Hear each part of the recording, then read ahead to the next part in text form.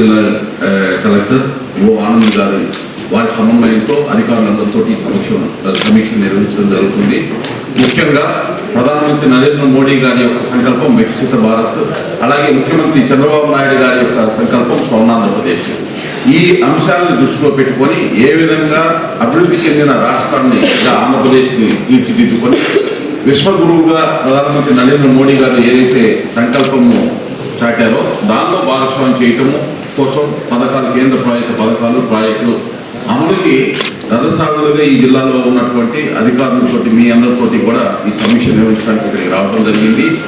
ఏదైతే గడిచిన 5 సంవత్సరాల ప్రభుత్వం మారిన తర్వాత పాలన ప్రాధాన్యత అంశాలు ఏదైతే ముఖ్యమంత్రి చంద్రబాబు నాయుడు గారు ఈ రాష్ట్రాన్ని తీర్చిదిద్దాలి, గతంలో జరిగినటువంటి ఇబ్బందులు ఏవైతే ఉన్నాయో వాటి నుంచి బయటికి రావటము, ఏ విధంగా పాలన అధోగతి పాలన దాన్ని గాడిలో పెట్టడము, ప్రభుత్వ పథకాలు లబ్ధిదారులకు సక్రమంగా అందే విధంగా, ప్రాజెక్టు యొక్క ఫలాలు లబ్ధిదారులకు అందేటటువంటి ప్రజలకి అందే విధంగా తీసుకునేటటువంటి చర్యలు ఏవైతే ఉన్నాయో వాటికి సంబంధించినటువంటి ప్రస్తుత పరిస్థితి ఏ విధంగా ఉంది సమీక్షించుకొని భవిష్యత్తులో ఏ విధంగా మెరుగైనటువంటి ఫలితాలు సాధించే దిశగా పనిచేయాలనేటటువంటి దాని మీద ఆస్ఫూర్తితోటి సమీక్ష జరుగుతుంది. ఈ సమీక్షలో ముఖ్యంగా మీరు పిన్ పాయింట్గా హిస్టరీని ఎక్కువగా చెప్పకుండా ఇప్పుడు ఏంటి పరిస్థితి, ఏం జరుగుతుంది, ఏం చేస్తే మెరుగైనటువంటి ఫలితాలు సాధించవచ్చు, భవిష్యత్తులో ఏ విధంగా కార్యాచరణ ఉండాలి అనేటటువంటి అంశంతో పిన్ పాయింట్గా స్ట్రైట్గా అంశం లోపల మేము అడిగిన ప్రశ్నలు కూడా సమాధానం చెప్తూ దానికి కావాల్సిన విధంగా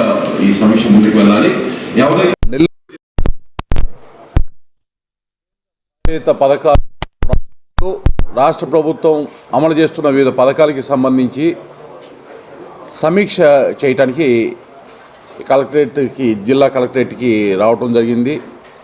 జిల్లా కలెక్టర్ గారు ఓ ఆనంద్ గారు చాలా చక్కగా సమన్వయపరిచి సమాచారాన్ని మొత్తం కూడా ఇప్పుడు ఏ పథకాలు ఏ విధంగా అమలవుతున్నాయి, వాటి పురోగతి ఏ విధంగా ఉంది, వారికి కావాల్సినటువంటి అవసరాలు ఏంటి అనే అంశాల మీద చాలా లోతుగా కూలంకుషంగా వారందరూ కూడా సమీక్షలో సమాచారం ఇవ్వడం జరిగింది. మినిట్స్ని కూడా పకడ్బందీగా రాయమని ఆదేశాలు ఇవ్వడం జరిగింది. ముఖ్యంగా ఉపాధి హామీ పథకం దగ్గరికి వచ్చేటప్పటికి అయితే మెటీరియల్ కంపోనెంట్ వినియోగం అనేటటువంటిది ఉండాల్సినంత ఉండటం లేదు యావరేజ్. దాన్ని ఏ విధంగా వేగంగా పూర్తి చేసి మార్చి కల్లా ఆ టార్గెట్స్ పూర్తి చేయాలి అనేటటువంటి ఆదేశాన్ని ఇవ్వడం జరిగింది. లేబర్ కంపోనెంట్ కూడా ఏదైతే గ్యాప్ ఉందో దాన్ని ఫిల్ చేయాలని చెప్పడం జరిగింది. కొన్ని పత్రికా మాధ్యమాల్లో చూసాం నిన్న, రాష్ట్ర ప్రభుత్వం 2019-24 మధ్య ఏదైతే మ్యాచింగ్ గ్రాంట్స్ పెట్టాల్సినంత పెట్టకపోవటం, ఉపాధి హామీ దగ్గర కూడా ఒక 1300 కోట్ల వరకు ల్యాబ్స్ అయినాయి అనేటటువంటి మాట అందులో ఆ వార్తలో చూసాం.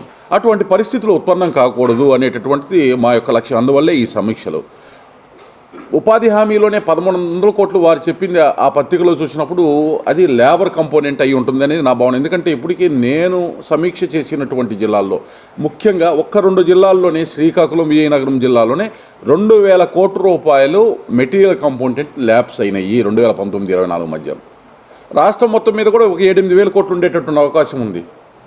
ఇది పెద్ద ఎత్తున ఆస్తుల కల్పన కోల్పోయినటువంటి ఆ పరిస్థితి ఉత్పన్నం కాకుండా ఉండేదానికి మా యొక్క ప్రయత్నం. ఇప్పుడు ఉన్నటువంటి చంద్రబాబు నాయుడు గారు ఏదైతే ఒక స్వర్ణాంధ్రని, ఆంధ్రప్రదేశ్ని స్వర్ణాంధ్రగా రూపుదిద్దాలని ప్రయత్నం చేస్తున్నారు, అదేవిధంగా ప్రధానమంత్రి నరేంద్ర మోడీ గారు వికసిత భారత్ ఏదైతే ఒక సంకల్పంతో జాటారో దానిలో మమేకం చేయటము ఆంధ్రప్రదేశ్ని కూడా స్వర్ణాంధ్ర సాధించేటటువంటిది ఒక లక్ష్యంతో పనిచేయాలంటే ఏ విధంగా కూడా కేంద్రం ఇచ్చేటటువంటి నిధులు దుర్వినియోగం కాకూడదు, పక్కదారి మళ్ళకూడదు, వచ్చే ప్రతి పైసా కూడా అర్హులైనటువంటి వారి చేతికి వెళ్ళాలి. అందులో భాగంగా ఉపాధి హామీ పథకానికి సంబంధించి కరెక్ట్గా మెటీరియల్ కంపోనెంట్, లేబర్ కంపోనెంట్ పూర్తి కావాలని అనేటువంటి దాన్ని ఆదేశాలు ఇవ్వడం జరిగింది. జల్ జీవన్ మిషన్కి సంబంధించి చాలా దౌర్భాగ్యమైనటువంటి పరిస్థితి. గత 5 సంవత్సరాలు 2019-24 మధ్యన ఏ విధమైనటువంటి కార్యాచరణ లేదు. 20% లోపు 580 నుంచి 600 కోట్ల రూపాయల వరకు జల్ జీవన్ మిషన్కి పెట్టడం జరిగింది వారు.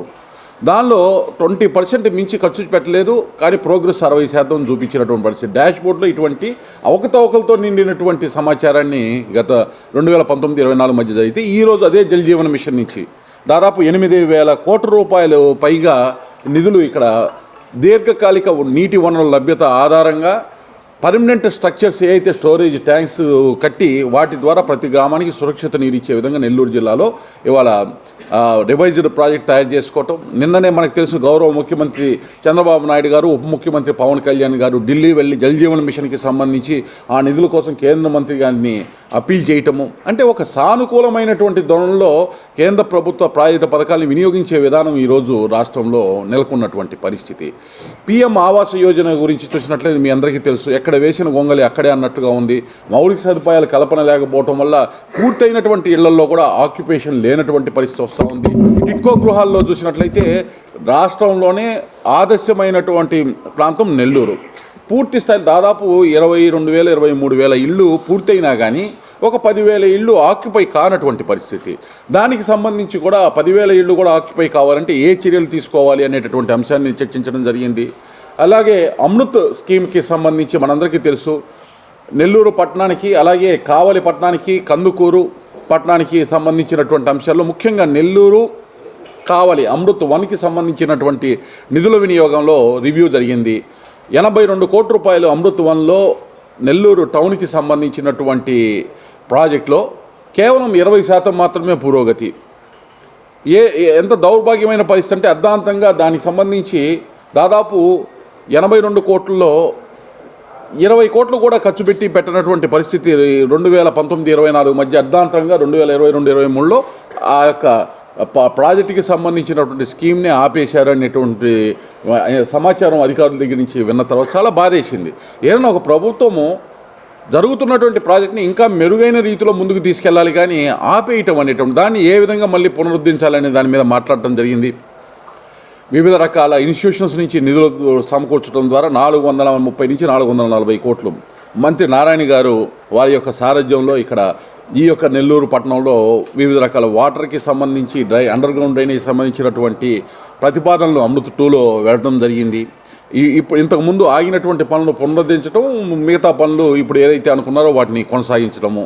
అలాగే జల్ జీవన్ మిషన్కి కానీ అమృత్కి కానీ నీటి వనరుల లభ్యత కోసం ఒకవైపు సోమశిలని, రెండో వైపు కందలేరు నుంచి నీరు తీసుకునేటటువంటి విధంగా ఈ జిల్లాకి ఉన్న ప్రత్యేకత ఏంటంటే ఈ జిల్లాలో ఉండేటటువంటి ప్రాంతాలకే కాకుండా కడపకి, చిత్తూరు లాంటి జిల్లాలకు కూడా, అన్నమయ్య జిల్లాకు కూడా కొంత నీటి సౌలభ్యాన్ని ఇక్కడి నుంచి ఇచ్చేంత పుష్కలంగా వనరులు ఉన్నా కానీ గత 5 సంవత్సరాల్లో ప్రణాళికాబద్ధంగా పనులు జరగకపోవటం వల్ల ఎక్కడ వేసిన గొంగలు అక్కడే ఉన్న నేపథ్యంలో ఈరోజు ఒక అడుగు ముందుకు వేసేటటువంటి విధంగా ఈ పనులన్నీ పూర్తి చేసేటటువంటి విధంగా దానికి కావాల్సిన వనరులు ఏంటి, ఏ విధమైనటువంటి విధానాలతోటి ముందుకెళ్తే అవి పూర్తవుతాయి అనేటటువంటి అంశాన్ని చర్చించడం జరిగింది. అలాగే పిఎం సూర్యగర్ ప్రతి ఇంటిని కూడా ఒక విద్యుత్ ఉత్పత్తి కేంద్రంగా మార్చాలి అనేటటువంటి దానిలో భాగంగా దాదాపు 30,000 కనిష్టంగా 78,000 గరిష్టంగా దానిలో సబ్సిడీ వస్తున్న నేపథ్యంలో ఎస్సీ ఎస్టీలకి సంబంధించిన సామాజిక వర్గం సంబంధించిన వారికి ప్రభుత్వమే ఆర్థిక సహాయాన్ని పూర్తి చేయాలనే పరిస్థితిలో వెళ్తున్న క్రమంలో పూర్తి స్థాయిలో ఈ జిల్లాలో ముఖ్యంగా ఎలక్ట్రిసిటీ డిపార్ట్మెంట్ని SERP, MEPMA and municipal corporation వారిని అనుసంధానంతో వాటిని పూర్తి చేయాలని చెప్పి ఆ టార్గెట్స్ని పూర్తి చేయాలనేటటువంటి దాన్ని వారికి చెప్పడం జరిగింది. పిఎం స్వానిధి ద్వారా స్ట్రీట్ వెండర్స్కి, అలాగే పిఎం విశ్వకర్మ ద్వారా 18 రకాల చేతి వృత్తుల వారికి ఏ విధంగా అయితే స్కిల్ డెవలప్మెంట్ ఇచ్చి వాళ్ళకి లోన్ సౌకర్యం కల్పిస్తున్నామో వాటి పురోగతి మీద వాటిని ఏ విధంగా సాధ్యమైనంత వేగంగా పూర్తి చేయాలనే అంశాన్ని చర్చించడం జరిగింది.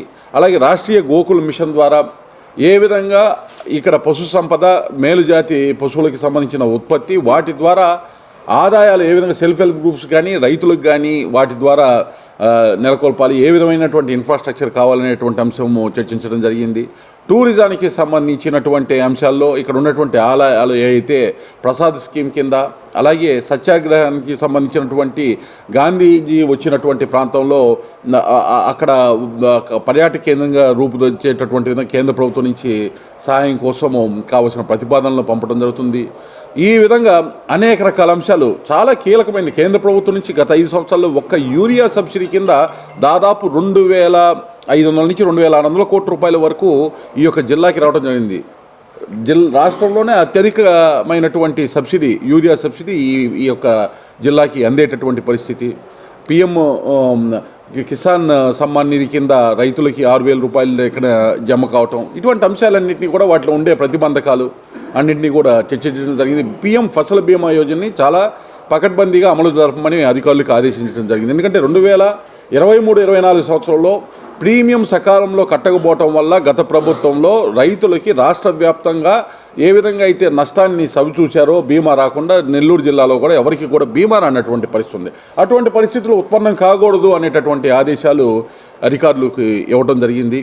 ఈ విధంగా సమగ్రంగా అనేక రకాల అంశాలు ఏదైతే కేంద్ర ప్రాయోజిత పథకాలకి సంబంధించి కానీ ప్రాజెక్టులు కానీ రామాయపట్నం పోర్టుకి సంబంధించి పురోగతి, బీపీసీఎల్ అక్కడ ఏర్పాటు చేయడానికి కావాల్సినటువంటి భూములకి సంబంధించి, అలాగే ఇండోసోల్ కంపెనీకి సంబంధించి ఇప్పటికే ప్రతిపాదన ఉన్నటువంటి ఆ కంపెనీకి సంబంధించినటువంటి భూములు సమకూర్చేటటువంటి అంశాల మీద, వాటిలో ఏ విధమైనటువంటి పురోగతి సాధిస్తున్నాం అనే అంశాల మీద స్పష్టంగా రివ్యూ చేయడం జరిగింది. అధికారులందరూ కూడా చాలా చక్కగా సమాచారాన్ని ఇచ్చారు. ముఖ్యంగా కలెక్టర్ గారిని ప్రత్యేకంగా నేను అభినందిస్తున్నాను. వారు సమాచారం ఇవ్వడమే కాదు, ఏ విధంగా సమన్వయపరిచి చాలా వేగంగా సమీక్షని పూర్తి అయ్యేటటువంటి విధంగా వారు చాలా పగడ్బందీగా ఈ యొక్క సమీక్షని పూర్తి చేశారు. అదేవిధంగా అధికారులకి ముఖ్యంగా కలెక్టర్ గారికి అందరికీ కూడా ధన్యవాదాలు, కృతజ్ఞతలు తెలియజేస్తున్నాను. అదేవిధంగా ఈ యొక్క కార్యక్రమాన్ని ప్రజలకి తెలియజేయడానికి ఇక్కడ వచ్చినటువంటి ప్రింట్ అండ్ ఎలక్ట్రానిక్ మీడియా మిత్రులకు కూడా ధన్యవాదాలు, కృతజ్ఞతలు. నమస్తే.